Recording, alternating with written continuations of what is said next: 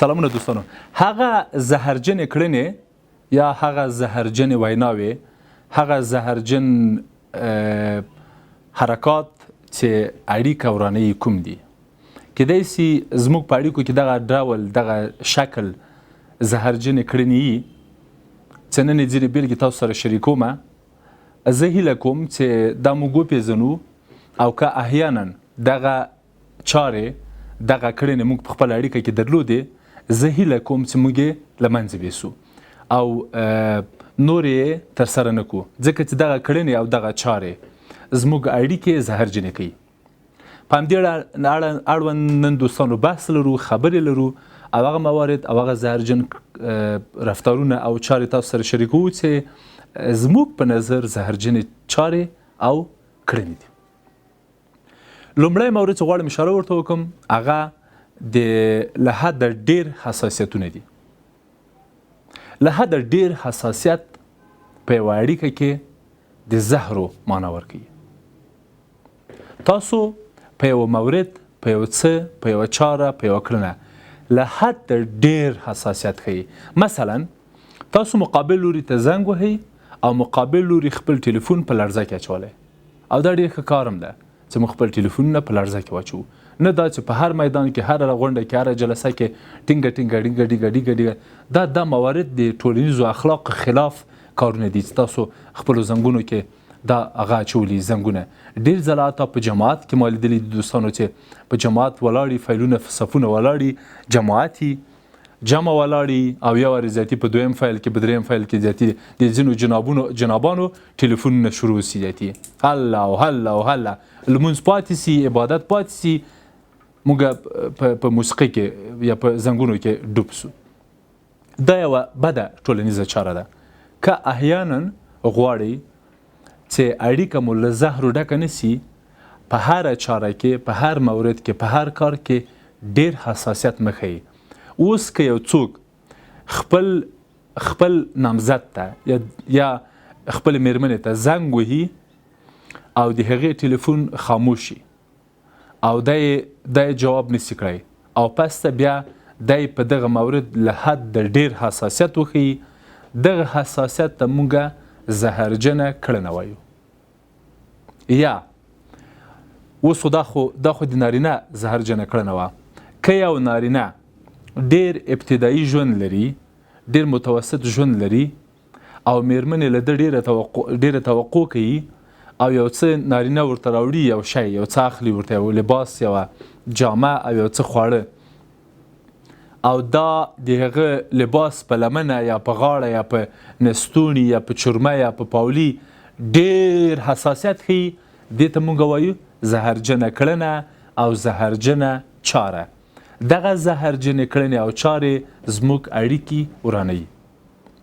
لومړی مورد چې غواړم یادونه ورته وکړم حساسیتونه دي. دویم مورد چې غواړم اشاره ورته وکړم دوستانو هغه زر زر ځورېدل او خفه کېدل دي یا اندکرنجي ده.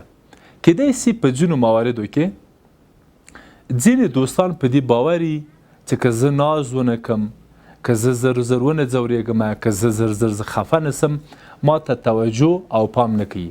دغه کس چې په دغه فکر ده چې زه باید وځورېږم، زه باید ناز وکړم، زه باید خفه سم چې مقابل لوري ما ته توجه وکړي، دغه کس له اروایي اړخه ستونزه لري او دی ډېر په ماشومتوب کې پاتې ده. دغه کس ډېر بالغ، میچور او ډېر پوخ نه ده او دی کولی سي د خپل پوخوالي، میچورتوب او پخېدو او وده او تکامل او کمال ته رسېدو په برخه کې په ځان کار وکړي. یعنی زر زر ځورېدل، زر زر خفه کېدل په ځانګړي ډول که هغه مقابل لوری ښځه یا جلۍ او نارینه له نارینه نه زر زر خفه سي، زر زر وځورېږي، دغه چاره نارینه ته ډېر بد حس ورکوي. دغه کړنې او دغه چارې د نارینه نه خوښېږي. نارینه دغه مسایل نه خوښوي.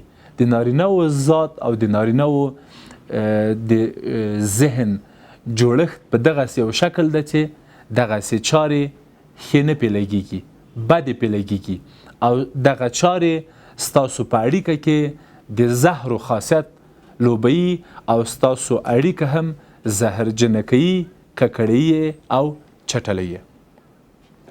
دریم مورد چې غواړم اشاره ورته وکړم دوستانو، هغه پر نفس اعتماد نه لرل دي. دا په یاد ولرئ دوستانو چې هر څومره خوار سئ، هر څومره ذلیل سئ، هر څومره کمزوري سئ، هر څومره ځان عاجز او مظلوم وښیئ، په همغه اندازه مو خلک له پښو لاندې کوي. دا په یاد ولرئ که تاسو په اړیکه کې که نه یې. دا په یاد ولرئ دوستانو چې نارینه او ښځینه هغه نارینه او ښځینه خوښوي چې په ځان مسلط دي، پر ځان اعتماد ولري، په همدغه خاطر هم مقابل لوری ستا اړیکې ته زړه ښه کړی، ته یې ولیدلې، ستا شان، ستا کاریزما، ستا ځواکمنتیا یې ولیدله چې راغی او تا ته غېږ درکړله. اوس چې په دغه نیت راغلی ده او ته دلته عاجزي کوې، خواري کوې او پستي کوې او حقارت کوې، دا مقابل لوری تا خوسې کوي. نو که غواړئ چې برلاسی او مسلط واوسئ، پر نفس اعتماد مو ولرئ. که مو احیانا پر نفس اعتماد لاسه ورکړئ، دا په یوه اړیکه کې د زهرجن حالت او وضعیت اختیار خپلوي. یعنی اعتماد نه لرل او پر خپل نفس باور نه لرل یوه اړیکه زهرجنه کوي. او په څنګ کې دا خو د موږ په خپل ځان اعتماد څه، که په څنګ کې تاسو وکولی سئ چې خپلو وړتیاو ته کار وکړئ، په خپل ځان باور نورم ډیر کوي، دا ستاسو د اړیکې او د اړیکو په غوړولو کې، په ښکلولو کې، په نورم شان او شوکت ورکولو کې تاسو سره مرسته کوي. یعنی کوشش وکړئ چې پر نفس اعتماد ولرئ. 5 مورد چې غواړم اشاره ورته وکړم دوستانو، هغه د مظلومانه کړنو او چارو مورد ده، مسله ده. کوشش وکړئ چې په اړیکه کې مو مظلومانه چلند مه کوئ، ځکه چې دا واضح ده کله چې تاسو مظلومانه چلند غوره کوئ، کله چې تاسو مظلومانه برخورد کوئ، مقابل لوری حاکمانه برخورد ته هڅوئ. مقابل لوري ته دا ورکوئ، دا اختیار چې ته حاکم یې، زه محکوم. اوس نو زیاتي ته پوهېږي چې بله دې محکوم او دې مظلوم او بیچاره سره څه کوئ. دا په یاد ولرئ هر څومره چې تاسو مظلومانه چلند وکئ، مقابل لوري ته د شکنجې حس ورکوئ چې مقابل لوری هم نورم شکنجه کړي، ځکه چې دغه حالت او شکل چې تاسو اړیکې ته ورکړی، دغه شکل او حالت دی شکنجې ته اړ باسي. نو هیله کوم چې دغه زهرجن کار او دغه زهرجنه چاره هم ترسره نه کوي. له بده مرغه ووایم په افغانستان کې زموږ ډیری خویندې، زموږ ډیری پښتنې خویندې او میرمنې، اکثریت د نورو قومونو او نورو ورونو قومونو او نورو ژبو ښځې هم دغسې دي، خو پښتنې ډېرې په دغه برخه کې ډېر زیات مظلومانه چلند کوي.